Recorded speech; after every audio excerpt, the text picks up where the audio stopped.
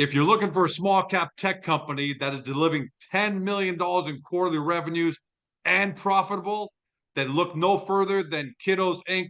Trades on the TSX Venture on the stock symbol KIDZ. If you don't know who they are, they're the global leader in kid-safe mobile advertising. And they're not just playing in the space, they're defining it with nearly 5,000 apps that are powered by the Kidoz platform that combined reach over 400 million kids worldwide.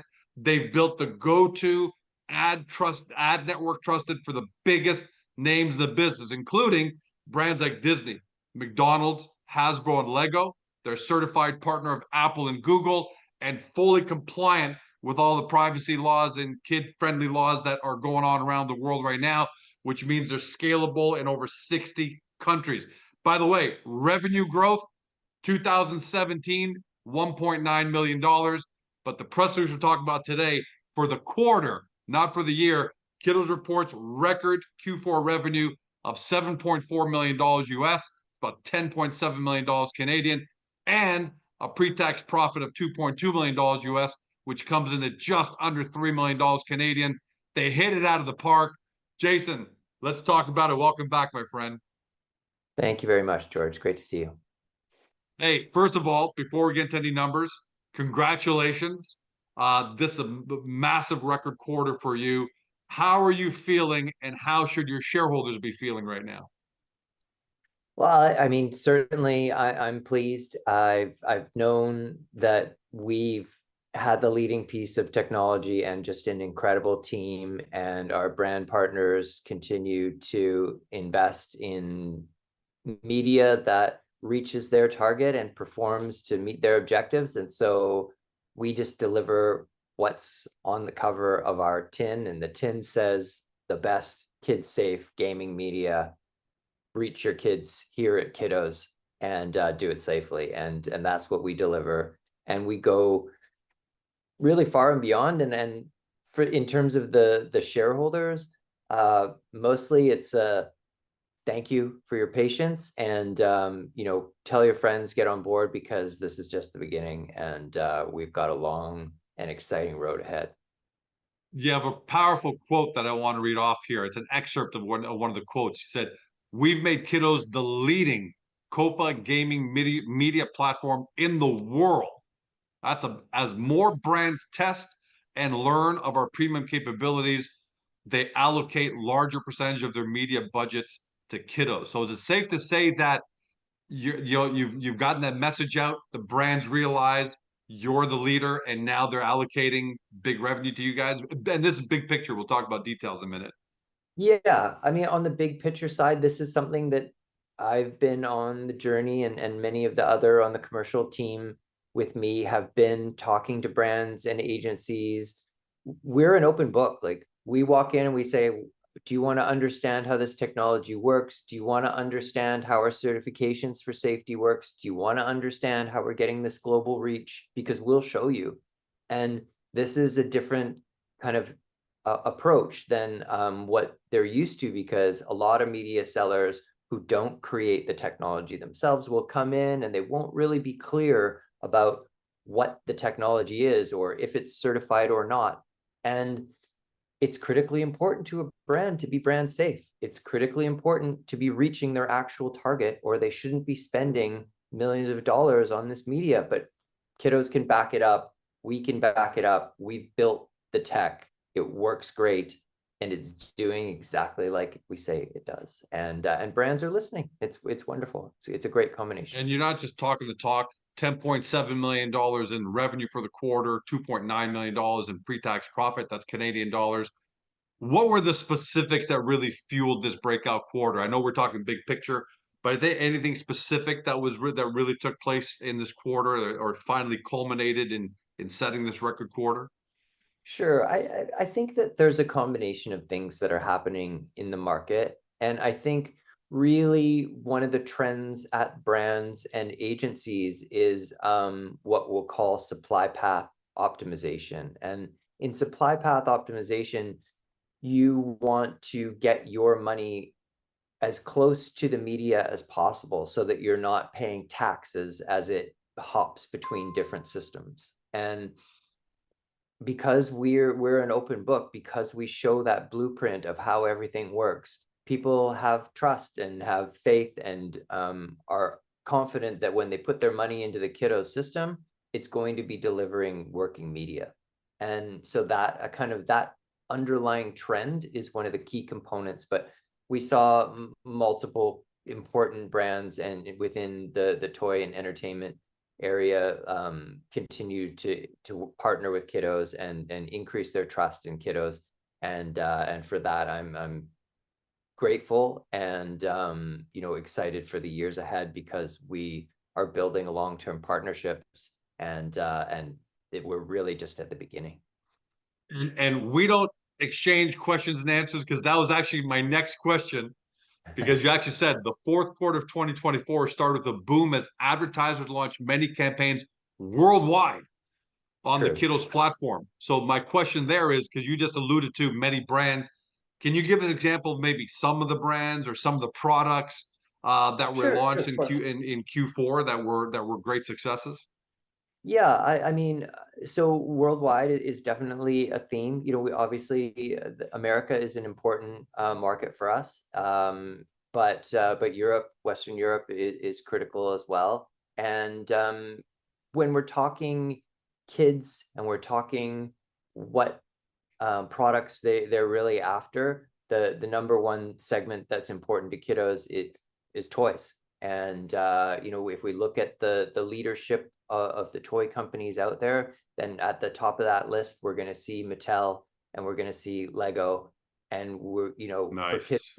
to succeed, it comes down to building trust and building a relationship with those critical brands. And what's important is that the media leadership of those companies recognize how important brand safety is. And brand safety, it has to come at the top of that pyramid, because you cannot risk doing anything that goes afoul when we're talking about kids marketing. And kiddos, we sign full responsibility, full, you know, we don't do anything with that data.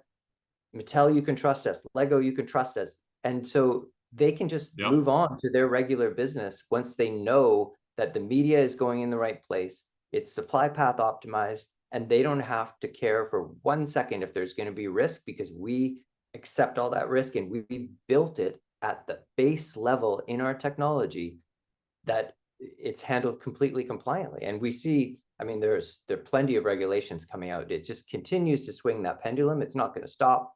And it should, because it's an important area. Data privacy for children is critical, and we're the leaders.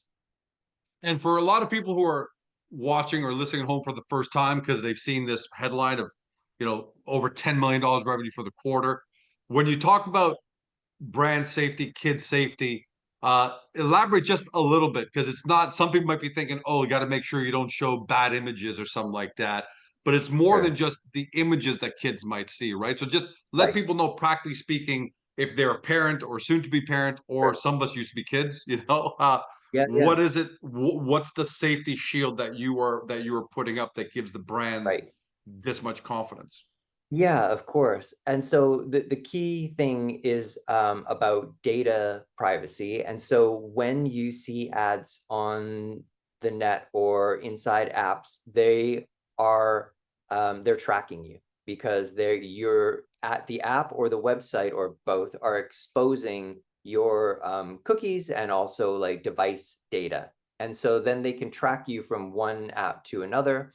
But the core principle of kid safety and data privacy is that thou shalt not track, and thou shalt not use or store or share or request your device ID, any personally identifiable information. And so you need to it's fundamental to an advertising technology system, in that the first line of code, you are building your technology that you don't want the data. If anybody ever says, oh, here it is, you're like, no, thank you, throw it on the ground, throw it in the garbage. And this is the opposite to how every single other piece of ad technology is built, because the money is in collecting and profiling on this data. And so every Big single money. other piece, oh yeah, like for everybody else, it's about give me as much data as possible. But for us, it's no, we don't want any. And so it's a complete flip on the way that the tech is usually built. And that is one of the key reasons why we are somewhat alone in this area, because it's not tempting for a Google to say, oh, great, we got to like really compete in that kid space area, because no, the hundreds of billions is on the kids, on the non-kids side. I mean, we are owning the kids side, and we've got great runway ahead and great brand partnerships ahead. Yeah, that's an awesome description because I'm sure even when I first heard about Kidoz the first time, I thought, oh, safety, brand safe. I thought it was just imagery, make sure you don't see the wrong things, make sure they don't click Sure. through to a wrong website, which obviously is a major consideration, but it's way more than that. So I'm glad you described that. So many Yeah. companies today are talking, and they're literally talking the talk about AI, especially small cap public companies. George Calm, oh, we're doing AI, so buy our stock because we've got AI and you should buy our stock. And there's, it's just Right. all buzzwords and promotions, right? But you're walking the walk on AI with the kiddos. You call it the AI powered contextual targeting. Now, for everyone at home, we're Right. going to get a little bit granular here because it's important to understand the tech. Talk to us about the AI powered targeting that you're using and why it was so For instrumental sure. to your growth and success here. Yeah, it's an exciting piece of tech internally for us. The way that it works is, if we think about the app ecosystem, there's say 100 to 200,000 different apps, and they're all on different types of games and targeting different types of consumers. And realistically, it's far too many to be human reviewed. And so what we do with the AI is we have it crawl those 100,000 apps, and then it parses them into workable segments that then our review teams review. And everything that goes into a kid's profile still gets human reviewed, but it helps us to not only trim out thousands and thousands of Right. apps that we have no interest in, but then it helps us within the kids segment to say, okay, which are the racing games, which are the dress up games, which are these, which are those, because you can't use data for the targeting. And so you have to use a signal. And so we use these contextual signals that get piped in from Smart. the, and it's a great piece of tech because it has helped us, continue to refine the kiddos position, but it also helps us as a company moving forward, because we can now work in the app install business, which is a large multi-billion-dollar industry. If anyone wants to look at how big this industry is, they go look at AppLovin's revenues. And so this is an area where we can compete in and start to perform with this great contextual targeting tech, because it helps us if someone comes with like a Scrabble game and they're like, okay, well, how are we going to get installs? Well, we can point it through our AI tool, which has a great name that we haven't agreed on internally, but I really like it. So I'm not going to, next time I'll release the George name. Com. George Com AI. I'm going to submit that as a candidate. Right, right. Yeah, and so, it all comes down to this principle of software. In software, if you have a piece of tech that makes money, if you put the right team behind it and you give them the time and the resources, and you're able to add to that team, over more time, it's going to make more money, and it's going to open some really big doors. And that's the journey that we're on. And that AI powered targeting is, I got to imagine, is so powerful because if, again, George Com product, whatever it is, wants to market this to kids, I may have a preference for, I want it for where kids are gaming, or I want it where kids are drawing images and coloring or things like that. It makes a Right. big difference in the success of the campaign. So if I can Yeah. come to you and you say, "Hey, George, we can put you here, here, and here to meet your," that's got to be a huge advantage for you. It is what we do, and really the brands are looking for age and gender breakouts, and we're the leaders in being able to provide that list of apps where they should be placing their media, and then we're the leaders at placing the media, rendering the media, and delivering it at scale on a global basis. And it's a complicated game, and you know, really proud of everything that the team has accomplished to build this system, bring it to market, refine it, and we just keep advancing it. Like, there's no sitting back. And this is what I love about software. You don't stop. Like, there's no like, oh, it's done. It's never done. You just, what's next? How do you make it better? How can you deliver more value to your customers? And that's what we're doing every day. So let's talk a little bit about the regulation side. And people at home might think, before you click off here, this is Right. really important because regulations are getting stronger and stronger. Look, this morning we saw rumors that the EU is going to potentially fine $1 billion for content on their on the platform, right? Not that that directly relates to you, but it's, you know, this is across the board. And there's also in your space, COPPA 2.0. We don't have to get too technical, but that's the Sure. rules. But you said, as a really important quote here, this moment represents a seismic shift for the kids' digital media ecosystem, as developers are required to gate their apps and separate under 13 users from general traffic. They need a monetization partner that is purpose built for child audiences. That's Kidoz. Talk to us about how all these new rules and regulations and compliance is actually good for you, Sure. because you guys are so compliant and so first top of mind for you that it separates you from the Georgecom network and the Georgecom advertising platforms, because we're not as compliant. Talk to us about compliance is actually good for you, and maybe even want more compliance. Yeah, well, this piece of particular clients compliance that we're talking about is critical and is very welcome. What it essentially is when you enter an app, any app, does it say, "Hey, how old are you?"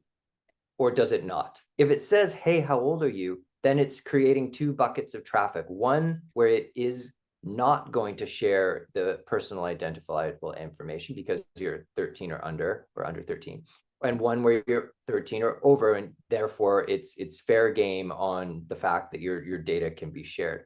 Right now, for a huge segment of the apps, and we're talking like 90 whatever percent, very high percent, they do not ask for ages, and therefore, and what they do, it's very gray.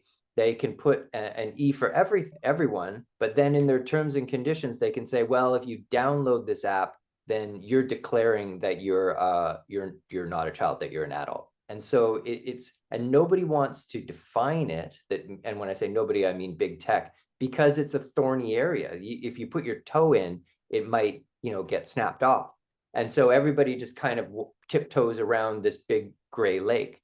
And so Utah has actually come in with kind of leadership here and said, you know what, it's the App Store's responsibility that they need to tell the apps that they have to put in an age gate so that the companies, Wow.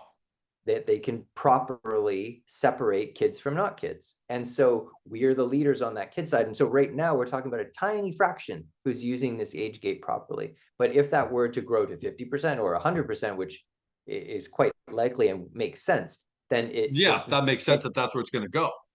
it multiplies the inventory that we have to monetize and to work with many, many, many times. And so it's a very exciting and welcome by parents, by brands, pretty much everyone except an app developer who doesn't want to comply. That's about the only loser. Or I mean, there's extra rules for Google and Apple, but I feel like they could probably afford it, but maybe not. And that's why you call it, this moment represents a seismic shift, because Yes. as that takes hold, all of a sudden everyone has that they have it now, right? They're almost forced to create the age gating data, Yes. and then you can go to everybody and say, okay, that, we can service that age under 13 right there. Kiddos. Exactly. Put in kiddos. It is. And it's like, it's a very easy solution. They just come to us. I mean, it's tried, true, tested. And so they just put it in, and then they're going to be getting great safe ads for their underage audience. It makes perfect sense. And And if they don't do it, again, if I'm an app now, forget about if I'm an app, the George Com app, and it's a game, Yeah. the risk I run if I don't do that is that I may be sharing the data of people of kids of children of kids Yeah. under 13 years of age, and I might get the EU tomorrow come out and say, well, George, congratulations on having this really big stock game and all the stuff that goes on, but you haven't parsed it out, so we're going to Yeah. fine you $70 million, 70 million euros because you've been sharing all your data with all the advertisers and you never even bothered to segment it. Is that a real risk, and what would It is a drive real. George Com to finally say, let me ask the ages? Absolutely, that's exactly right. I mean, it's happening today en masse, and it's kind of. I mean, there's a few exposés that have happened. I think the CBC did one on about where your data goes when your kids are playing some apps, and it's not all apps. There's a lot of great ones that I could speak to at any time. They're on the Kiddos network now, and these people take their privacy seriously, and they do what is required to protect kids, but there are a lot of apps that don't. And I hope that they get on board with these new changes that are coming in, and they look at the rules and they take it seriously, and they put those age gates in, and then they will be compliant and safe from that regulator, like you say. Yeah, I gotta tell you, if I was running an app that had massive uptake and was really successful, I wouldn't be waiting for the rules. I'd just be age gating Right. it now because I don't want to get a fine thrown at me. And the EU is the one you have to worry about the most. So It's true. I think it's all in your favor. Looking forward, how's a devil's advocate? So Yeah. you might get 5% of people watching or listening to this saying, well, maybe just had a fluke quarter. I mean, they had a great quarter, everything came together like the Toronto Raptors back in 2019, and they just happened to win the Right. championship, and now they're nowhere to be found again. Looking forward, has the success in Q4 and the reasons for your success, which we've talked about all today, is that translating into 2025 looking good as well? Yeah, I'm pleased to say that we carried some really nice momentum from that outstanding quarter into 2025, and very excited by what we've put together on our first quarter. And historically, it has been seasonal, so there's no question that Q4 will always be our powerful quarter. But we, the strategies that we've put in place, the brand relationships that we've built, and the deal flow that we've seen is definitely lifting up other parts of the year. And no, I'm very excited for 2025 and every year ahead. It's not a flash in the pan. There's real value for companies investing their media dollars in kiddos and in what we do. And so it's a great story, and we're really, really excited. And by the way, that seasonality isn't just unique to you. It's there because even Hasbro and Lego and these kind of brands, Q4 is always the strongest one because it's Christmas, Thanksgiving, Right. back to school. So that's when most of it's done. So you may not do $10.7 million revenue Q1, but you're looking to hopefully continue to set records for Q1, for Q2, for Exactly. Q3 on your way to increasing every year. That's the game plan. Of course, yeah. No, I mean, our goal has been to get to the point where we're going to be profitable each quarter, and rather than just pulling it out on the Q4. And so hopefully this year, we're going to see two, if not three, profitable quarters, and that's going to make a big difference to the top line growth. It's going to make a great impact on the bottom line, and I'm just incredibly proud of what we've done and what the team's doing. And we've really got a long way to go because there's nothing stopping this area of mobile media and the tech involved in it. And we own it, and we make it, and it's going to be great. I love it. You own it. And for anybody at home, I always love that anecdotal kind of support as well. Walk into any shopping mall or restaurant or even a house, and you see kids are on tablets, they're on phones all the Right. time. So when you say it's growing and you own it, there's something incredible there. congratulations, my friend, to you and the whole team. Thank I've you. said this to you before. You guys make it look easy. It's like, yeah, kids advertising, put on apps, throw it on there. You're making money, you know. But you guys make it look Hard easy. work. And another record quarter, unbelievable. Can't wait to have you back talk about Q1 because Q1's technically over, right? As of March 31st, it'll take you what 45 days to do 5 the days. official filing. So we'll have you That would back. be- That's right, because we're talking about Q4 right now because very few companies put out Q4. They just wait to do the whole year. But look, you guys hit massive numbers. It makes sense that you guys announced Q4 on its own. So see you again in a couple of weeks. Sounds But great. congratulations to you and the team, and for everybody at home. Thanks for watching. Hope you guys discovered your next great technology company. Kiddos, get to Agoracom, take a look at their profile, take a look at all their information, get to their website, because at the end of the day, the numbers do the talking. And when you're hitting 10 million plus quarterly revenue, I don't care what your business is, what the seasonality is, who you are, that's a massive achievement. So Kiddos is worth you guys taking a closer look at. Thanks for joining us. Have a great day. See you next time. Thanks, George. Hey, small cap fam. I hope you loved this interview because more than a dozen people were involved in its production for the sole purpose of making you happy. If so, can you take a moment to support both our awesome guest company and Agoracom? Your engagement means the world to us. First, if you enjoyed this video, give us a thumbs up by tapping that like button. It's a small gesture that helps this interview reach even more potential investors to discover today's guest. Second, we would love to hear your feedback on this interview, so please leave a comment below. Be sure to keep it clean, but feel free to poke fun at George. If you loved what you heard on today's video and want to dig into our guest company right away, take a look at the links in the description below. And while you're at it, hit that subscribe button and ring the notification bell to never miss another great Agoracom small cap video. Thank you so much. We couldn't do any of this without you. Make sure to come back soon.